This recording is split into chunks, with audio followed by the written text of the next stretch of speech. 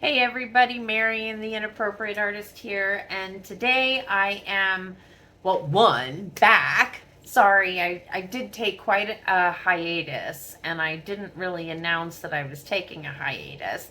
I've been trying to rework how I'm doing this channel,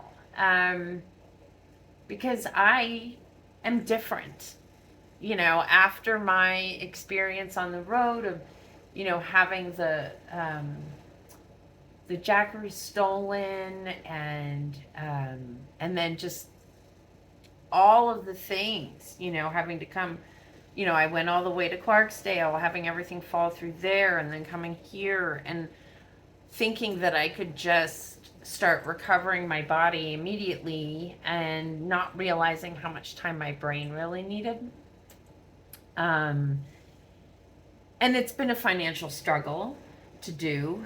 Um, but I also realized that coming on here and constantly making videos about my financial struggle was making it even more stressful. So, yeah, not been easy, but I've been surviving. Um, and I'm gonna do my best to be back in some sort of regular capacity. I haven't figured out what that's going to be yet. But today I wanted to show you where I am and what I've been working on. So while I'm here in Truth or Consequences, New Mexico, I have been diligently working on paintings of my first year on the road. So 2020 has been my focus. I started in Connecticut and I did a number of paintings in Connecticut. And so what I'll do is I'm going to show you a little slideshow now of the paintings I've done since I've gotten here. And you'll notice that I alternate a little bit. So between doing paintings of here where I am and then paintings of being on the road, here's a little montage. New Mexico.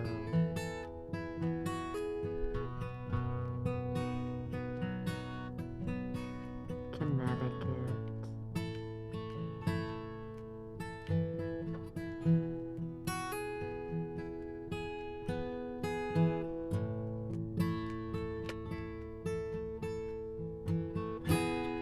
Back to New Mexico again.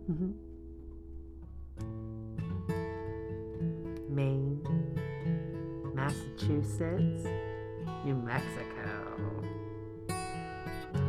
I definitely have been a lot slower in my painting process, and it's showing in my results, I think. I really think the paintings have a lot more to them than they ever used to have.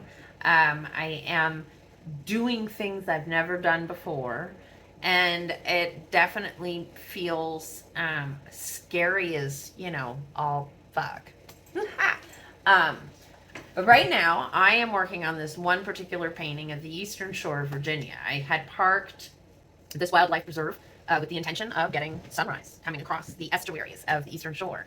And I parked at the end of this road, and there was this beautiful meadow all around. It was just this gorgeous setting with goldenrod and all this stuff. And, because it was October, and I was heading south for the winter.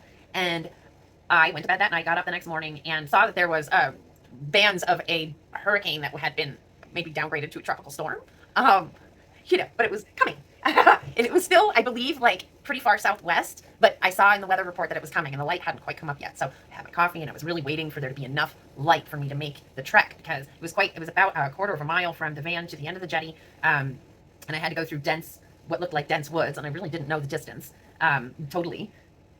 But yeah, so as the sun came up and the light came up, I jumped out of the van, immediately realized because I was just completely swarmed and by mosquitoes. Jumped back in the van.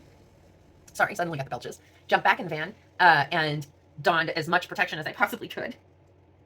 Putting a scarf over my head and a hat on, and trying to protect myself, but also be able to see. I didn't have proper mosquito netting. And of course, I'm like trying to film and take pictures and all this stuff, and my hands getting eaten alive. I ran through those woods as quickly as I could. It was like, when they describe the muck and the mire, I feel like that's what was on either side of me. And it was just wall to wall mosquito. Got through the woods, got down out to the jetty, and there was a nice breeze, which helped to kind of squelch the bugs. And then, got my way down to the end and the sun came up and I was just enamored by the sunrise. And then when I turned around, I saw the storm. And I was like, oh, it was so beautiful. And it had created this amazing light on the seagrass. But there was definitely, I was going to have to run back. But I wanted to get the shots. So I took tons of pictures, was cutting it kind of close. And I bolted back to the van, did make it back in the nick of time. And the sky opened up the second I closed the van doors. I mean, just, it was instantaneous.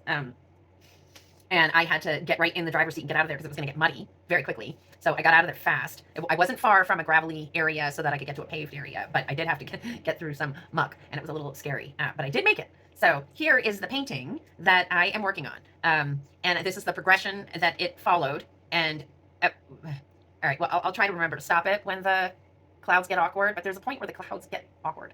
And they stay awkward for a while. And I couldn't figure out what the problem was. And then as soon as I identified the problem, I went after it. But then I created a whole nother problem. And today, maybe I'm going to solve that problem, but I might be creating more of one. I don't know. I really hate to lose the foreground of this painting because it's really awesome. So let's see what happens. I'll do that more often. Every once in a while, just speed it up to get through a story because it's worth it to leave it in there. And if I edit it all up, it just feels weird to me and unnatural, even more so than the sped up version. Anyway, here's the underpainting that I'm working on. And what I had done was wet the entire top of the painting and touched in all my shadows with the paper upside down. And then after it dried, I righted it. And then I painted the foreground underpainting. And now here you see working on this midground. Now I'm just going to have this progression of the clouds. They were a lot of work, and each and every layer had to fully dry before I could move forward. And then I began working on the rest of the painting.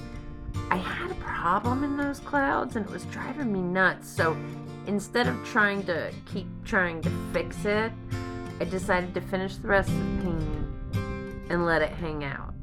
And so here you see I'm working on the light in the midground, which is really what ends up being the subject of this painting. As much as the clouds look like that they would be, they are the draw to this contrasting light that I'm creating. And here I go through all this trouble of working on these mid-ground trees, and as you'll see later, I end up changing things a little bit. But yeah, you can see here, this is me just touching them with light. I started to work on those, and I was like, oh, I'll go back to these. Yeah, that's how I paint. And this was also then where I stopped and went back to showing you just images because, once I get to a certain point and I realize I just get nervous. But you can see the painting progression even better this way, I think.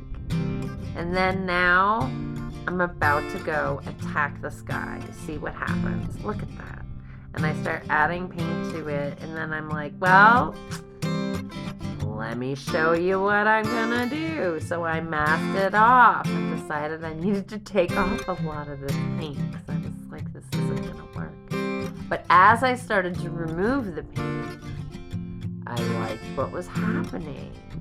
I was like, wow. So instead of really doing a full removal, I ended up just really taking off a bunch, but then working with what was there and moving it around, and continually wetting and moving. You can see creating wind, right?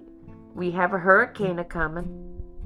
So, I'm creating that wind, and I love how soft the clouds became. Sometimes when you make a mistake, it ends up being what becomes the best part of the painting. And here I just take with the softest brush that I have, and I blend with that.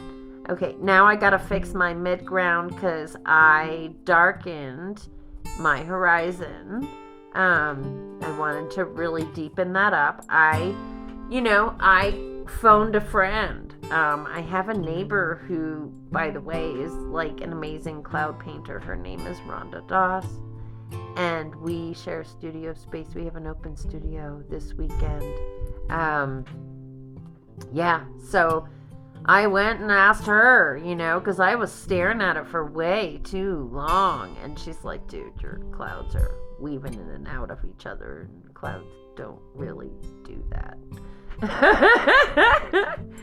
And then she's like, and deepen your horizon, get darker.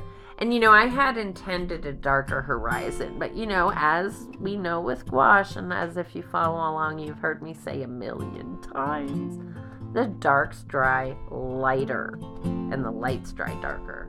So I deal with transitions all the time. It's a process for sure. But I really love the way the clouds came out. And then I had to go back in, right? You see? And in the end, I reworked those trees in the midground, and I was much, much, much, much happier with how they came out. Sometimes it's a good thing when things apparently go wrong. And now here I just added in the darks back in, right? Like, just to give a tiny bit of contrast. But I kept them soft. And just pushed them around a little bit to redirect the band line. Because these are outer band clouds of a hurricane. I mean, I think at this point it had gotten downgraded, but I think it was called Hurricane Delta. Anyway, did a lot of damage in Louisiana. It dumped a ton of rain. And that was, later on when I was in Virginia Beach after this, I dealt with a lot of rain. Here we go, taking off the tape. Yay! I love that light. Close-up look here for you guys so you can see.